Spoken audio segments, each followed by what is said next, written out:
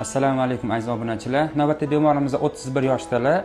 Bundan 10 oy oldin ikki tomonlama eshik pasayish bilan shikoyat qilganlar. Tekshirib ko'rganimizda ikkala quloq nog'ora parda teshikligi aniqlangan va chap tomonlama endoskopik timpanoplastika operatsiyasini bajarganmiz. Hozir qayta ko'rikka keldilar. Bitta tekshirib ko'ramiz quloq holatlarini, pardani holatini ahamiyat beramiz.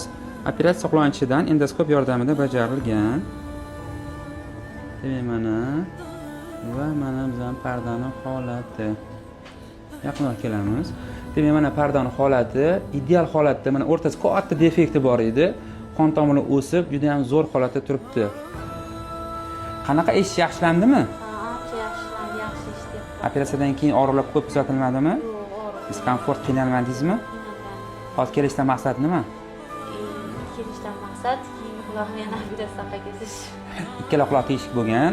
10 oy oldin chap quloqlar yemaganmiz. Hozir juda ham zo'r bo'lganlar uchun 10 quloqni operatsiyaga keldilar. Hozir operatsiya qilamiz 10 quloqlarini.